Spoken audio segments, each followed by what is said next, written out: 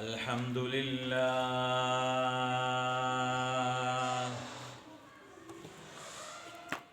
الحمد لله رب العالمين الحمد لله حمدا كثيرا طيبا مباركا فيه الحمد لله وحده والصلاة والسلام على من لا نبي بعده أما بعد فأعوذ بالله من الشيطان الرجيم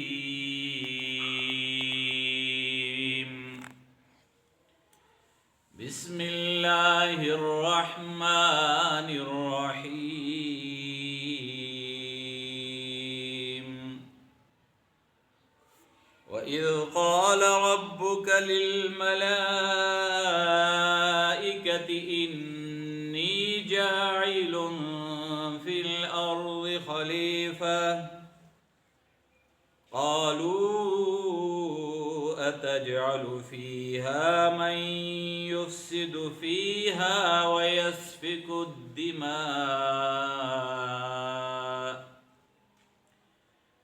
ونحن نسبح بحمدك ونقدس لك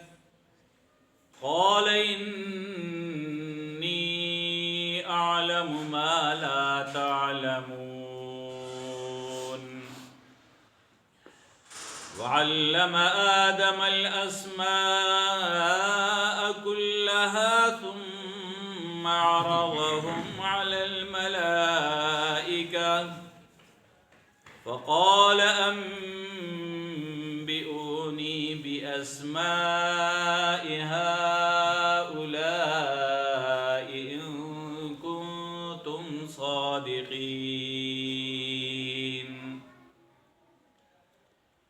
قالوا سبحانك لا علم لنا إلا ما علمتنا إنك أنت العليم الحكيم قال يا آدم أنبئهم بأسمائهم فلما أنبأهم بأسمائهم قال ألم أقل لكم إني أعلم غيب السماوات والأرض وأعلم ما تبدون وما كنتم تكتمون صدق الله خالقنا العظيم وصدق رسوله النبي الأمي الكريم ونحن على ذلك لمن الشاهدين والشاكرين والحمد لله رب العالمين قال النبي صلى الله عليه وسلم من أتاه الله مالا فلم يؤد زكاته مثل له ماله يوم القيامة شجاعا أفرع ينطلق في وجهه وفي ففاه حتى يحيط به ثم يقول أنا مالك أنا كنزك وقال النبي صلى الله عليه وسلم شهادة أن لا إله إلا الله وأن محمد رسول الله وإقام الصلاة وإيتاء الزكاة وصوم رمضان وحج البيت أو كما قال عليه الصلاة والسلام بلغ العلا بكماله كشف الدجى بجماله حسنت جميع خصاله صلوا عليه وآله إن الله وملائكته يصلون على النبي يا أيها الذين آمنوا صلوا عليه وسلموا تسليما اللهم صل على محمد وعلى آل محمد كما صليت على إبراهيم وعلى آل إبراهيم إنك حميد مجيد اللهم بارك على محمد وعلى آل محمد كما باركت على إبراهيم وعلى آل إبراهيم إنك حميد مجيد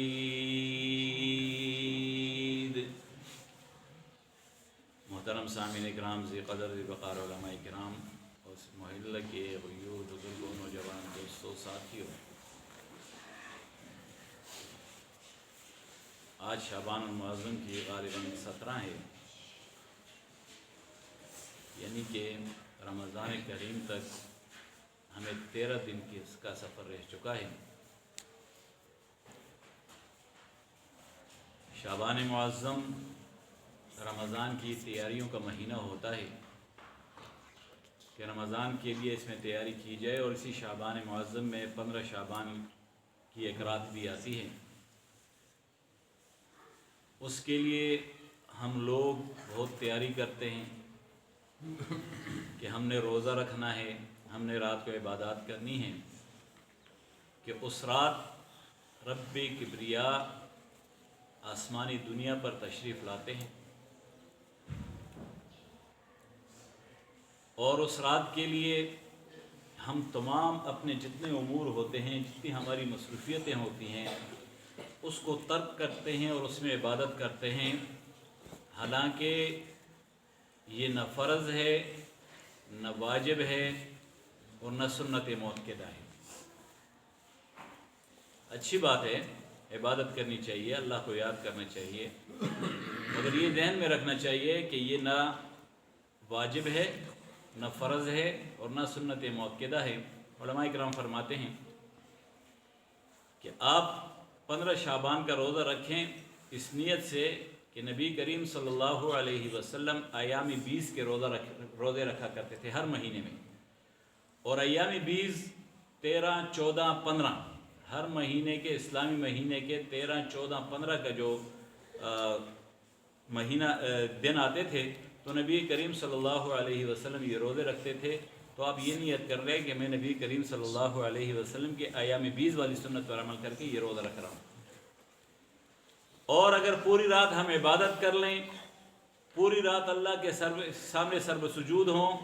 نوافل پڑھیں، تہجد پڑھیں، قرآن کریم کی تلاوت کریں، بہت سے معاملات کر لیں، اچھے نیک اعمال کر لیں، اور صبح کی فرض نماز کے لیے نہ اٹھیں، تو پھر یہ پوری رات کی عبادت تو گئی نا۔ جو ہمیں 5 گانا نمازیں جو دن میں ہمیں فرض ہیں، 24 گھنٹوں میں جو 5 نمازیں فرض ہیں، اس کے لیے اہتمام کیوں نہیں کرتے؟ حالانکہ اس کے بارے میں پوچھا جائے گا، آپ سے یہ نہیں پوچھا جائے گا کہ آپ نے 15 شعبان کی رات آپ جاگتے رہے یا سوتے رہے، اس کے بارے میں سوال نہیں ہوگا۔ آپ نے نیک اعمال کیے، اچھی بات ہے، وہ آپ کا پڑھنا باری ہوگا، لیکن سوال آپ سے یہ ہوگا کہ جو 5 نمازیں فرض کی گئی تھی وہ 5 نمازیں پڑھی ہیں یا نہیں پڑھی؟ جو روزہ فرض کیا گیا تھا وہ روزہ رکھا ہے یا نہیں رکھا؟ جو جہاد فرض ہوا تھا اس جہاد پہ آپ گئے تھے یا نہیں گئے تھے؟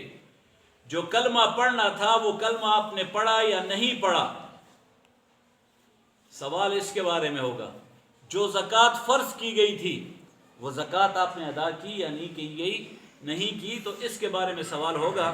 انشاءاللہ آگے چلتے جائیں گے اور آپ کو اس کے مسائل، رمضان کے مسائل، اور یہ آپ کو انشاءاللہ سمجھاتا جاؤں گا۔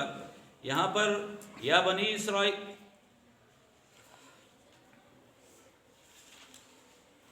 رب کریم نے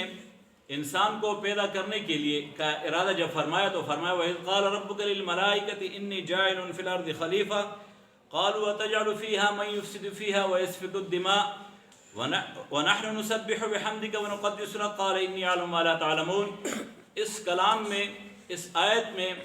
رب کریم نبی کریم صلی اللہ علیہ وسلم سے فرماتے ہیں اے میرے نبی، یاد کرو میں نے آپ کو کہا تھا کہ جس وقت میں نے ارادہ کیا کہ انسان کو، حضرت انسان کو پیدا کرنے کا ارادہ رکھتا ہوں، اور اس کو پیدا کرنے کے لیے جب میں نے فرشتوں کے سامنے یہ بات رکھی کہ میں حضرت انسان کو پیدا کرنے جا رہا ہوں، تو اس وقت فرشتوں نے کہا تھا کہ کیا ہم آپ کی عبادت کے لیے کافی نہیں ہیں؟ فرشتے جو کہ 24 گھنٹے اللہ کی عبادت میں لگے رہتے ہیں، تسبیح میں لگے رہتے ہیں، اذکار کرتے رہتے ہیں، وہ 24 گھنٹے اللہ کی بڑائی بیان کرتے رہتے ہیں، تو فرشتوں نے سوال کیا کہ کیا ہم آپ کی عبادت نہیں کر رہے کہ آپ انسان کو پیدا کر رہے ہیں جو زمین پر فساد کرے گا، جو زمین پر فتنہ کرے گا، جو زمین پر قتل و غارت گری کرے گا، اس انسان کو آپ پیدا کر رہے ہیں؟ تو رب کریم نے فرمایا قال انی ما لا تعلمون، قال انی اعلم ما لا تعلمون، ارشاد ہوا کہ جو میں جانتا ہوں وہ تم نہیں جانتے۔ جب انسان کو پیدا کرنے کا وقت آیا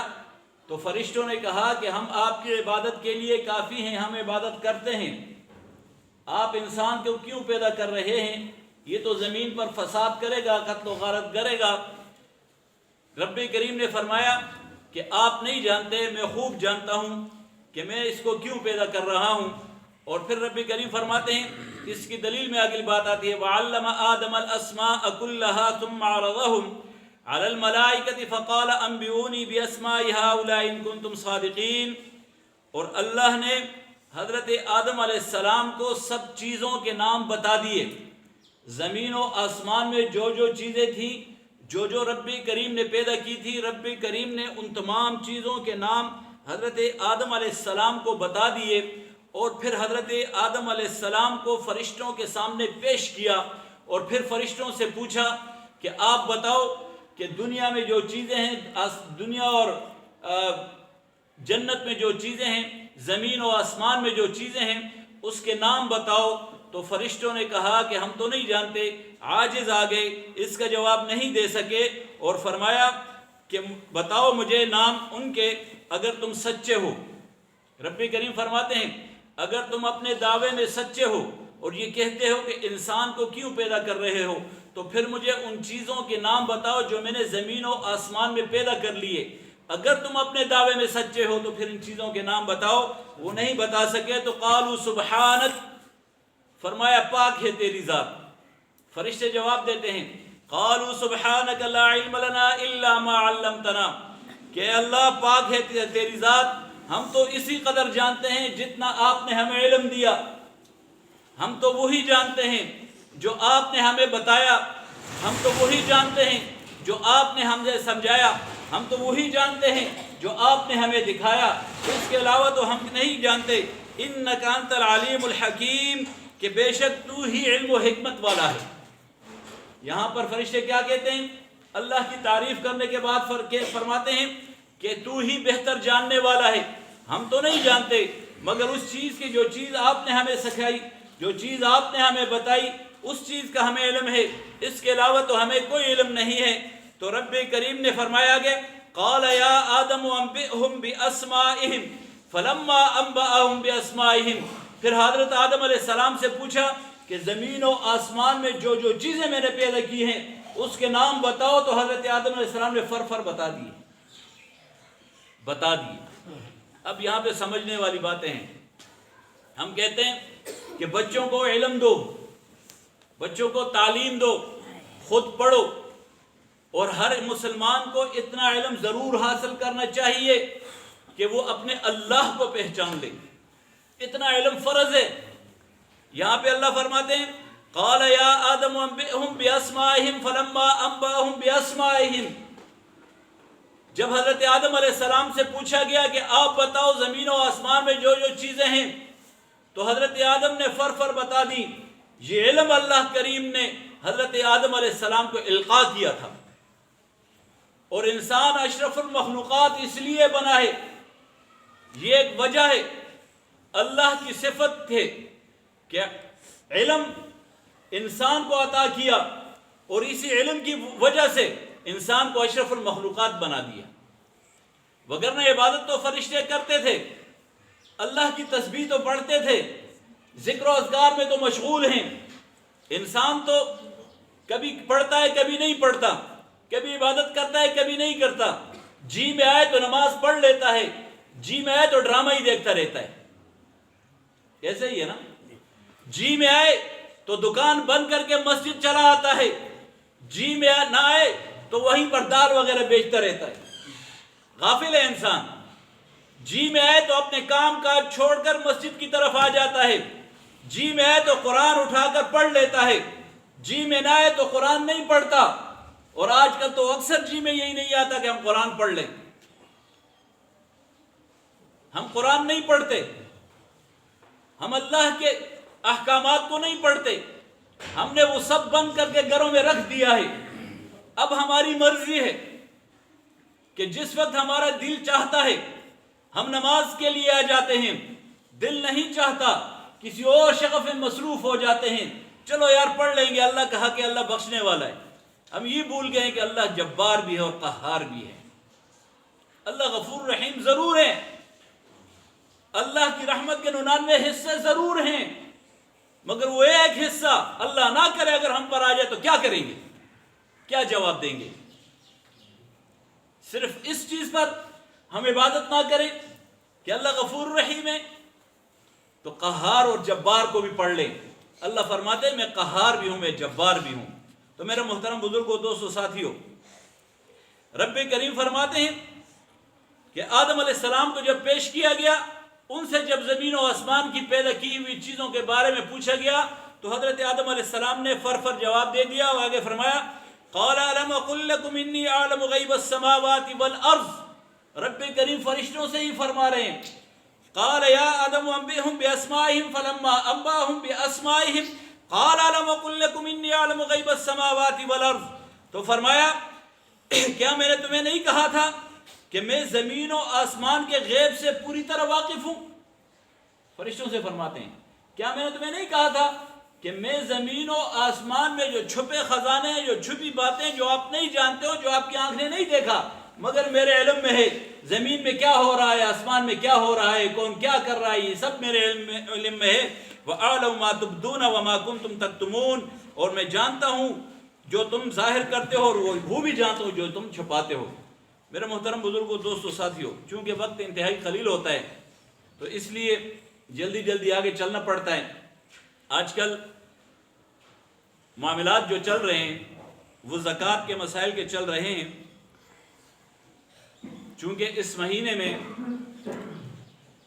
شعبان اور رمضان میں اکثر مسلمان جو ہیں، اکثر لوگ جو ہیں وہ اس میں زکوٰۃ نکالتے ہیں، حالانکہ یہ شرط اسلام میں نہیں ہے کہ آپ شعبان یا رمضان ہی میں زکوٰۃ نکالو، یہ شرط نہیں ہے۔ آپ کا سال جس وقت پورا ہو جائے، آپ کے نصاب کا آپ کے پاس ہونے پر جب آپ کا 1 سال مکمل ہو جائے تو اس وقت آپ کو زکوٰۃ دے دینی چاہیے۔ لیکن اکثر لوگ دیکھتے ہیں کہ شعبان آئے گا تو دیں گے، رمضان آئے گا تو دیں گے، حالانکہ اس سے پہلے محرم میں کیوں نہ فرض ہوا وہ شعبان رمضان تک ہی انتظار کرتا ہے۔ حالانکہ ہماری انسان کی زندگی کی گارنٹی کوئی نہیں ہوتی ہے، محرم سے آگے وہ چلے گا، شوال سے آگے وہ چلے گا، یا ذی الحج سے ذی قعدہ سے آگے وہ چلے گا، اس کی کوئی گارنٹی نہیں ہوتی۔ تو ہونا یہ چاہیے کہ جس وقت نصاب کا ہمارے پاس 1 سال مکمل ہو جائے تو اس وقت ہی ہم اپنے حساب کر کے زکوٰۃ دینا ضروری ہو جاتا ہے، مگر ان دنوں میں اس پہ مسائل زیادہ ہوتے ہیں۔ تو زکوٰۃ کن لوگوں پر فرض ہے؟ سب سے پہلے مسلمانوں پر، مسلمان ہونا شرط ہے، اب کافروں پر زکوٰۃ نہیں ہے۔ زکوٰۃ کن پر ہے؟ مسلمانوں پر ہے۔ دوسری شرط عاقل ہونا، مجنون نہیں، دیوانہ نہیں، لیوانہ نہیں، مجنون نہیں، دیوانہ نہیں، ہندکوں میں لیوانہ نہیں، اور پشتو میں لیونے نا سم مسلمان عاقل ہونا، بالغ ہونا، یہ تیسری شرط ہے، بالغ ہونا۔ ایک بچے کا اثاثہ ہے مگر اس پر زکوٰۃ فرض نہیں ہوتی کیونکہ وہ بچہ ہے، وہ بالغ نہیں ہے، تو بچوں پر زکوٰۃ نہیں آتی۔ اور چوتھی بات ہے صاحب نصاب ہونا۔ اب بہت سے مسلمان ہیں، عاقل بھی ہیں، بالغ بھی ہیں، سب چیزیں ان میں، مگر ان کے پاس نصاب پورا نہیں ہے، ان کے پاس اتنا نہیں ہے کہ وہ زکوٰۃ دے سکے، تو ان پر بھی نہیں ہے۔ عاقل ہونا، بالغ ہونا، مسلمان ہونا اور صاحب نصاب ہونا، اس کے پاس اگر اتنا کچھ ہے کہ اس پہ زکوٰۃ بنتی ہے۔ میں نے پچھلے جمعے میں بھی کہا تھا کہ 7.5 تولہ سونا یا 52 تولہ چاندی یہ نصاب ہے۔ اور اسی طریقے سے وہ حضرات جو گاڑیوں کا کاروبار کرتے ہیں، ایک گاڑی اپنے لیے لی ہے، اپنی ضرورت کے لیے، اس پر نہیں ہے، اپنی ضرورت کے لیے گاڑی لیے استعمال کر رہے ہیں، اس پر نہیں ہے، مگر جو کاروبار کر رہا ہے اس پر ہے۔ ایک گاڑی لی ہے، وہ ٹویوٹا ہے یا کوسٹر ہے یا بڑی کوچ ہے، اس پہ وہ کاروبار کر رہا ہے، وہ سواریاں کراچی، پنڈی، لاہور لے کے جاتا ہے، لے کے آتا ہے، یہ کاروبار ہے، لیتا ہے، بیچتا ہے، خرید و فروخت کرتا ہے، اس سے کماتا ہے، یہ کاروبار ہے۔ اور اگر یہ سالانہ آمدن اس کی اتنی ہوتی ہے کہ وہ 7.5 تولہ یا 52 تولہ چاندی کے مقدار کے برابر ہوگی تو اس پر زکوٰۃ فرض ہے۔ ایک بندہ مکان ہے اس کا، اس کی ضرورت ہے، اس پر زکوٰۃ نہیں ہے، اس کی ضرورت ہے، اس پر مکان نہیں، اس پر زکوٰۃ نہیں ہے۔ ایک بندہ مکان بناتا ہے اور پھر کرائے پر دیتا ہے، یہ کاروبار ہے۔ ایک بندہ مکان لیتا ہے پھر کرائے پر دیتا ہے، یہ کاروبار ہے، اس پر زکوٰۃ ہے۔ اگر یہ سال میں نصاب پورا کرتا ہے، یعنی کہ 52 تولہ چاندی کے حساب سے اس سے زیادہ کماتا ہے تو پھر اس پر زکوٰۃ ہے۔ اگر اتنا نہیں کماتا پھر نہیں ہے، لیکن اگر اتنا کماتا ہے تو پھر اس پر زکوٰۃ ہے۔ وہ مویشی جو آپ کے پاس ہیں، آپ کی نصاب سے زیادہ ہیں، آپ گنیں گے مویشیوں کو، وہ اگر نصاب سے زیادہ ہیں تو زکوٰۃ فرض ہے، اگر وہ کم ہیں تو زکوٰۃ نہیں ہے۔ جو چیز گھر میں آپ کی ضروریات سے زیادہ ہے، آپ کی ضروریات سے زیادہ ہے، یعنی کہ آپ کے کپڑے ہیں، آپ کے برتن ہیں، اور چیزیں ایسی ہیں جو کہ مال ہے، ظاہر ہے کپڑے مال ہیں، برتن مال ہیں، بڑی بڑی فریجیں، مشینیں، یہ سب مال ہے، اگر یہ آپ کے نصاب سے زیادہ ہے تو اس پر زکوٰۃ ہے۔ گھر میں 7.5 تولہ سونا یا 52 تولہ چاندی کے مقدار پر گھر میں کوئی چیز موجود ہے تو اس پر زکوٰۃ ہے۔ آپ یہ ذہن میں رکھیے کہ گھر کا سونا آپ کی عورتوں کے پاس ہمارے پڑا ہوا ہوتا ہے، وہ کہتے ہیں بھائی میں تو غریب ہوں، وہاں پر 7.5 تولہ سونا ہے، اس کا زکوٰۃ دینا ضروری ہے۔ آپ غریب نہیں ہو، آپ صاحب نصاب ہو۔ ان چیزوں کو دیکھنا انتہائی ضروری ہے اور ان پر ہم نے کڑی نگرانی بھی رکھنی ہے۔ اور نبی کریم صلی اللہ علیہ وسلم نے فرمایا کہ قیامت کے دن ایک سانپ جس کے 2 بال ہوں گے وہ اس انسان کے گردن اور منہ پر لپیٹ دیا جائے گا کہ جو صاحب نصاب ہونے کے باوجود زکوٰۃ نہیں دیتا۔ اور یہ رکن اسلام ہے، کلمہ، نماز، روزہ، زکوٰۃ، حج، 5 ارکان اسلام ہیں، 5 ہے نا، ان میں ایک زکوٰۃ ہے، یہ فرض ہے۔ اب اس سے انکار کفر ہے، ارکان اسلام میں سے کسی بھی رکن کا انکار کفر ہے۔ تو اگر زکوٰۃ ہم پر فرض ہے، اللہ نے دیا ہے، اللہ کا شکر ادا کرنا چاہیے اور زکوٰۃ دینا ضروری ہے۔ زکوٰۃ دینا کن لوگوں کے ہیں؟ مسکین، فقیر اور ایسے لوگ کہ جو آپ سمجھتے ہیں مسکین اس کو کہا جاتا ہے جس کے پاس کچھ نہیں ہوتا، یا اگر ہوتا ہے مگر وہ اتنا کم ہوتا ہے کہ وہ اپنی زندگی اچھے طریقے سے نہیں گزار سکتا، وہ اتنا ہوتا ہے، کم ہوتا ہے، تو ان کو زکوٰۃ دینی ہے، فقیر، مسکین، ٹھیک ہے جی۔ اور وہ لوگ کہ جو زکوٰۃ جمع کرتے ہیں اور پھر ان لوگوں میں جو کہ زکوٰۃ کے مستحق ہوتے ہیں ان میں تقسیم کرتے ہیں، ان لوگوں کو بھی زکوٰۃ دینا ٹھیک ہے۔ جیسے میری جماعت ہے، ہماری جماعت اس وقت الحمدللہ 12,000 شہداء کے بچوں کی کفالت کر رہی ہے، اور صرف کفالت نہیں کر رہی بلکہ الحمدللہ ثم الحمدللہ ان بچوں کو پڑھا بھی رہی ہے، اس کا پورا خرچ میری جماعت برداشت کر رہی ہے۔ اور اس پر بھی اکتفا نہیں ہے، الحمدللہ ہم نے مکان بنا کر دیا ایسے بچوں کو جو شہداء کے بچے، اور شہداء کون ہیں؟ جنہوں نے دین کی خاطر، اسلام کی خاطر، قرآن کی خاطر، نماز کی خاطر، کلمے کی خاطر اپنی جانیں دی ہیں۔ ایک ایک گھر سے ایک ایک وقت میں 4 نوجوان سگے بھائی شہید ہوئے ہیں، اب ان کی اولادیں تو ہیں نا، تو ان کو الحمدللہ یہ آن دا ریکارڈ ہے، ان کو الحمدللہ ہماری جماعت یہ چیزیں دیتی ہے۔ تو ایسے لوگ کہ جو آپ سے زکوٰۃ جمع کر کے مستحقین تک پہنچاتے ہیں، ان کو بھی زکوٰۃ دینا جائز ہے، ان کو بھی آپ زکوٰۃ دے سکتے ہیں تاکہ وہ آگے جمع کر سکیں یا راشن تقسیم کریں، یا ان کے کسی سائل جو کہ ایسا ہو کہ جس پر جس کو زکوٰۃ دینا ضروری ہوتا ہے اس تک پہنچائیں۔ تو ایسے لوگوں کو زکوٰۃ دینی، اس پہ توجہ کیجئے گا، کہیں ایسا نہ ہو کہ آپ کی زکوٰۃ کے مد میں بہت سے لوگ پھرتے گھومتے ہیں ادھر ادھر، وہ اپنے آپ کو غریب ظاہر کرتے ہیں، اپنے آپ کو مسکین ظاہر کرتے ہیں، لیکن آپ کو پتہ نہیں ہوتا۔ سب سے پہلے اپنے گھر میں دیکھیں، اپنے گھر سے نکل کر اپنے محلے میں دیکھیں۔ جب آپ کے گھر میں، آپ کے محلے میں آپ کو کوئی ایسا سائل نہیں دکھتا کہ وہ زکوٰۃ کے لینے کے قابل ہے، تو آپ پھر باہر اپنے معتمد بندوں کے پاس، اگر آپ جس پر آپ اعتماد کر سکتے ہیں ان سے رابطہ کریں، وہ انشاءاللہ آپ کی زکوٰۃ صحیح جگہوں پر پہنچائے گی۔ اللہ کریم عمل کرنے کی توفیق عطا فرمائے۔ وآخر دعوانا الحمدللہ رب العالمین۔